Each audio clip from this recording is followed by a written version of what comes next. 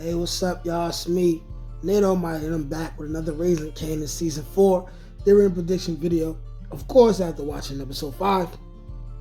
The topics for today's video is, I got one more clue from episode 5 that proves that Unique is currently in the transition of becoming Breeze, okay?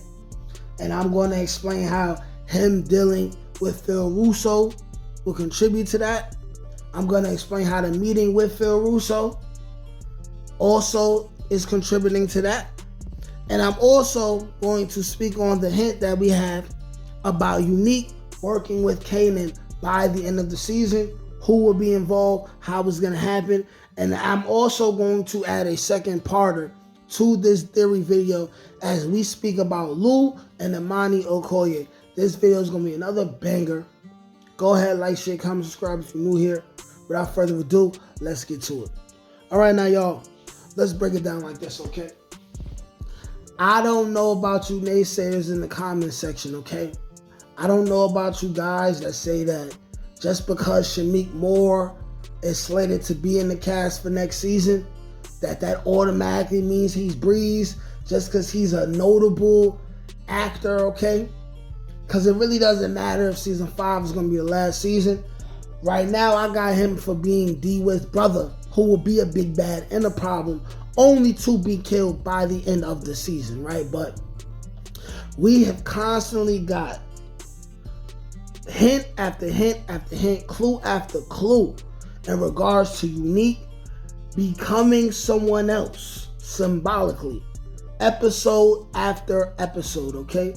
The most recent one before episode 5 being when Early Tyler referred to Unique as the Invisible Man. But I'm telling y'all, we got another one. We got another one, okay? And you may even say that we got two if you want to add Pernessa's situation into what happened in episode 5 that could back up my point, right? I'm going to address that after I address the number one clue, because I'm telling y'all we got another reference, okay? When Unique goes in for his meeting with Phil Russo, okay? He's getting the pat down. What does the Italian mafia man say to Unique? Hey, I thought you were dead, right? This further proves that all people who knew about Unique, right, before he was presumed dead, they all presume that he is dead because his body has not popped up. That means that all the way in New Jersey, they think that Unique is dead. But here's the thing, right? The guy says to Unique, I thought you were dead, or I heard you were dead. What does Unique say? I am. He confirmed with the man that he is dead. This is further proof that symbolically, the person who we all know as Unique is dead now.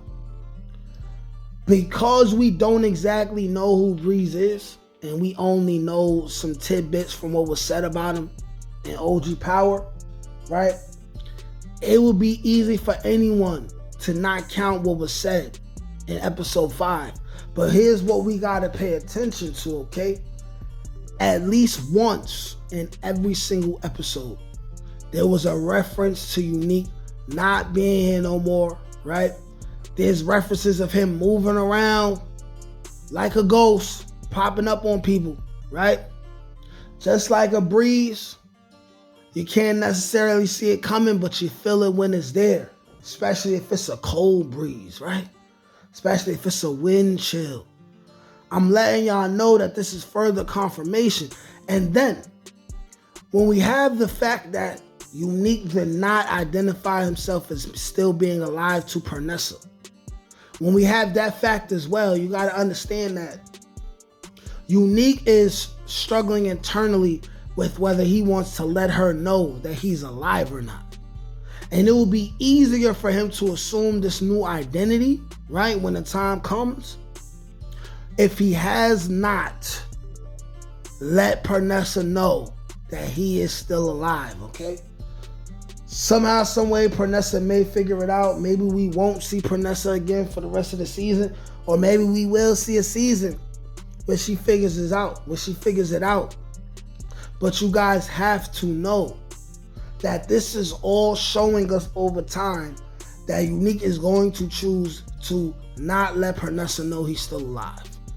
He may continue to just drop money off here and there, but they're letting us know.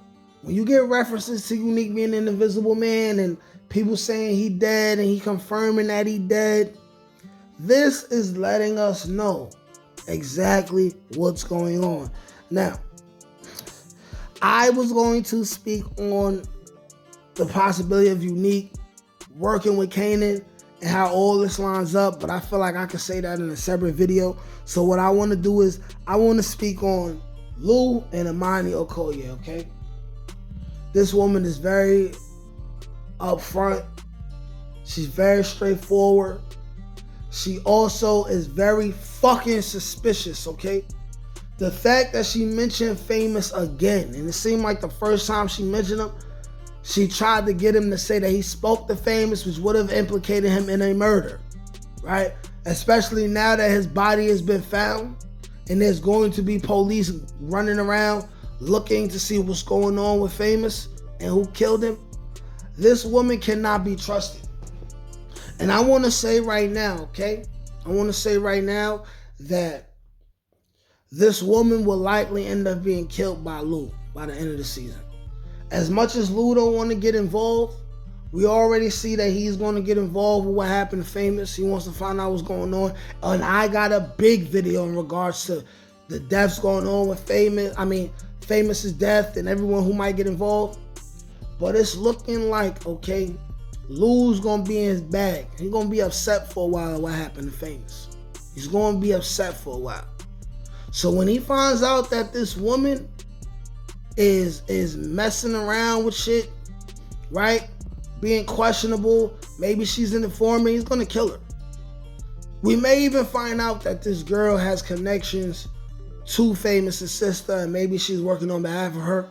Either way, I don't think this woman's gonna make it to the end of the season. Woo. But y'all let me know what y'all think. Like, shit, comment, subscribe. Peace. Can't teach that shit, nigga. Come on. That's God-given. That's touch my ink. That's on the dome, nigga.